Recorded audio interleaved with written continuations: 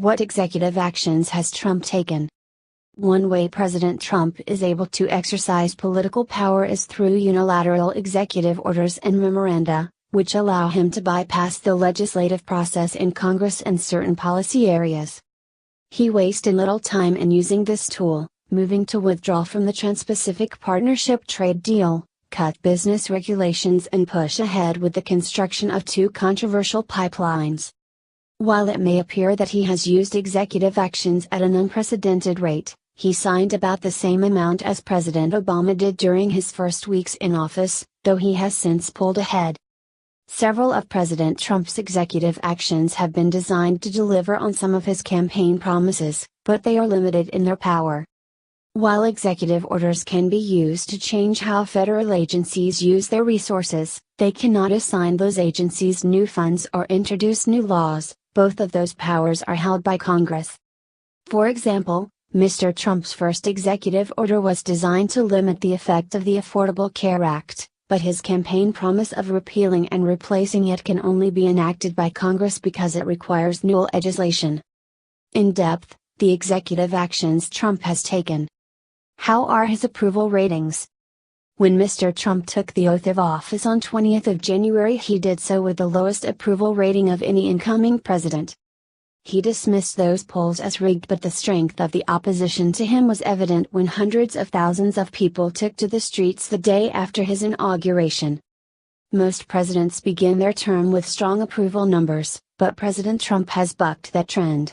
While both George W. Bush and Barack Obama were enjoying approval numbers around 60% in mid-April, Mr. Trump was at the 40% mark. Ohio women give their verdict on Trump. Mr. Trump won the election with low approval numbers, so it's unsurprising they're still low, but the scandal over his team's contacts with Russia and his controversial travel bans have kept them falling. Still, Mr. Trump's attempts to cut business regulation and his hardline on immigration have impressed many of his supporters, and his pick for the Supreme Court has now been confirmed, restoring its conservative majority. His approval with Republican voters remains above 80%. So does his overall approval rating matter?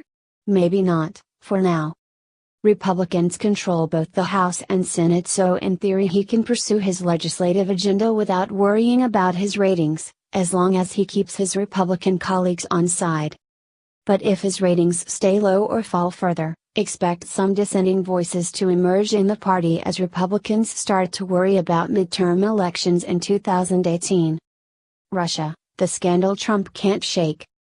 Has Trump moved to cut illegal immigration? Immigration was President Trump's signature issue during the election campaign, and he has signed a number of executive orders designed to fulfill his promises. One of his first orders declared that the U.S. would build a physical wall or impassable physical barrier along the border with Mexico, which already has some 650 miles of fencing.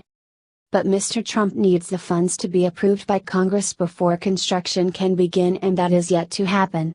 He insists the costs will be recouped from Mexico, despite their leaders saying otherwise. While President Trump is yet to change U.S. immigration laws, he has signed 2 executive memos that instruct immigration officers to take a much tougher approach towards enforcing existing measures. There are signs that this change in immigration enforcement, and President Trump's tough rhetoric, may have led to a drop in the number of people trying to cross illegally into the U.S. In March, the number of people apprehended while crossing from Mexico fell to its lowest level for 17 years, according to Homeland Security Secretary John Kelly.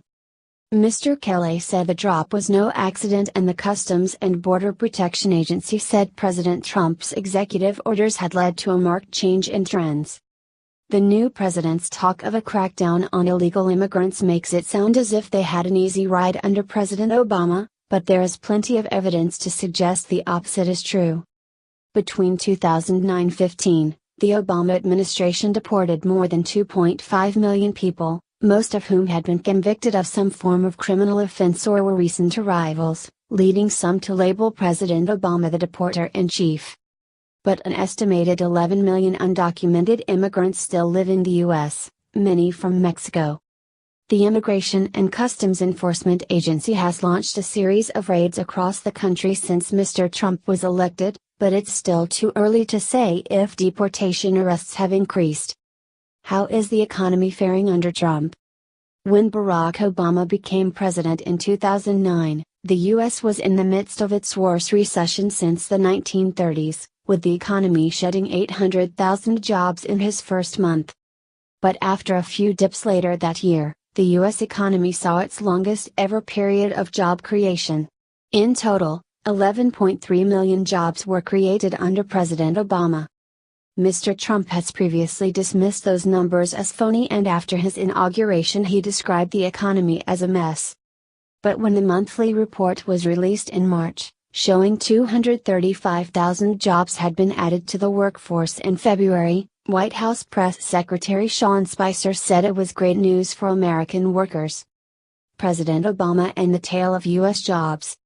During the campaign, Mr. Trump vowed to create 25 million jobs over 10 years and become the greatest jobs president ever. He also accused Mexico and China of stealing millions of jobs and vowed to bring our jobs home. But research suggests most of the manufacturing jobs that America has shed in recent years have been lost to increased automation at factories, rather than companies moving abroad.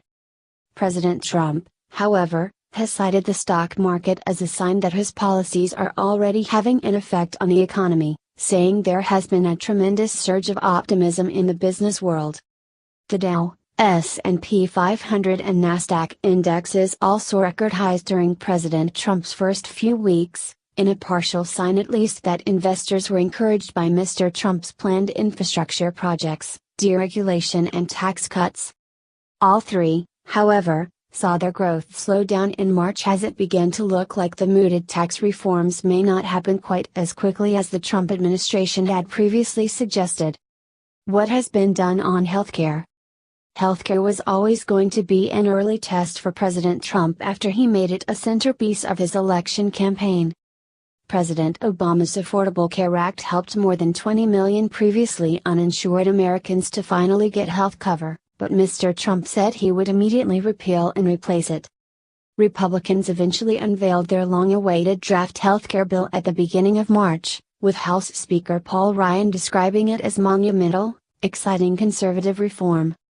President Trump backed the bill, but it received a damning assessment from the Congressional Budget Office, CBO, a nonpartisan federal agency, which said it would result in 24 million more uninsured Americans by 2026. The Trump administration said it strenuously disagreed with the CBO analysis, but the bill was abandoned on 24 March after it failed to win enough support from Republicans in Congress. It was an embarrassing episode for President Trump and the Republican Party, who control the presidency and both chambers of the Congress for the first time in 11 years. Mr. Trump did his best to shrug off the defeat, saying his administration would return to piece together a great healthcare plan once Obamacare had exploded. While Obamacare has had its problems since it was introduced in 2010, it shows few signs of collapsing in the near future, and the CBO analysis said its marketplaces were stable in most areas. That could change if President Trump and his Republican colleagues move to cut funding for the program's subsidies, but that would be a risky strategy ahead of midterm elections next year, especially as recent polls suggest support for Obamacare is actually growing. Republicans have promised a new healthcare plan after the Easter break, but it is unclear as yet what is in it, whether the party will unite behind it, and whether it would earn enough votes to advance into law.